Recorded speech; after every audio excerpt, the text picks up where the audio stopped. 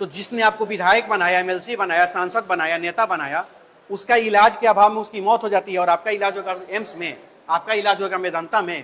तो बिहार के हर जिले के जिले अस्पताल में 20 बेड का वेंटिलेटर और 50 बेड का आईसीयू होना चाहिए। अगर नहीं होगा तो बहुत जल्द यानी कि 1 महीने के अंदर में हम लोग तय कर रहे हैं, प्लान बना रहे हैं, हम बहुत बड़ा धरना का भी आयोजन करेंगे और वह हर जिले से शुरुआत होगा और पटना में भी वो धरना प्रदर्शन करने का काम करेंगे। सीधा मांग है, कोई बनावटी बात नहीं।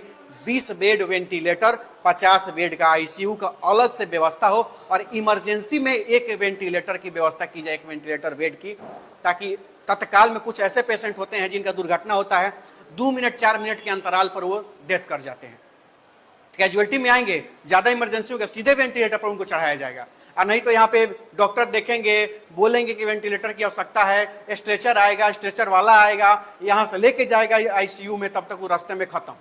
तो सीधी सी बात है, 20 वेंटिलेटर अस्पताल में होना चाहिए और 1 वेंटिलेटर कैजुअलिटी में होना चाहिए किसी की जान बचाने के लिए, क्योंकि पैसा आपका अकाउंट में धरा का धरा रह जाएगा। अगर भाग न करे, भगवान न करे, अगर दुर्घटना आपकी होती है, उस समय आपका जान कौन बचाएगा? हमारे जैसा पागल कोई उठा के अगर सरकारी अस्पताल में ले भी आएगा तो वहाँ अगर वेंटिलेटर और ऑक्सीजन आईसीयू नहीं रहा तो आपकी जान कैसे बचेगी? आप लोगों ने तो ये छोटा सा क्लिप देखकर अनिकेत रंजन का आप लोग समझ ही गए होंगे कि आखिर बिहार में चल क्या रहा है।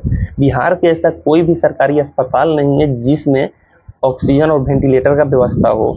तो हाल ही में अभी चर्चा किया गया है कि हर एक अस्पताल में, बिहार के हर जिले में, हर अस्पताल में कम से कम 20 वेंटिलेटर की व्यवस्था किया जाए, क्योंकि इमरजेंसी में जो भी मरीज आते हैं वो रास्ते में ही दम तोड़ देते हैं, क्योंकि वो उनको तो एक तो एक्सीडेंट होता है तो कोई छूता नहीं है।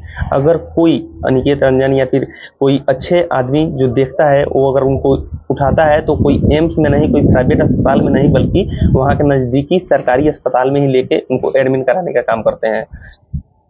अगर जरा सोच कर देखिए कि अगर जिस सरकारी अस्पताल में अगर मरीज को एडमिट कराया जाता है, अगर उस अस्पताल में अगर ऑक्सीजन की व्यवस्था ना हो, वेंटिलेटर की व्यवस्था ना हो, तो उसका क्या होगा?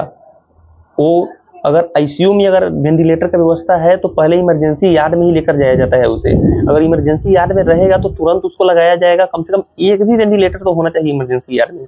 हालांकि अभी 1 महीना का उन्होंने टाइम दिया है, जैसे कि आप लोगों ने वीडियो में देखा होगा कि 1 महीने के अंदर अगर व्यवस्था नहीं कराया गया तो बहुत ही बड़ा धरना प्रदर्शन किया जाएगा, जो धरना बिहार के हर एक जिला से निकलेगा और धरना पटना तक भी जाएगा। तो बाकी आप लोग इस वीडियो को ज़्यादा से ज़्यादा शेयर कीजिएगा, क्योंकि अनिकेत रंजन अपने लिए नहीं बल्कि आम जनता के लिए लड़ रहे हैं।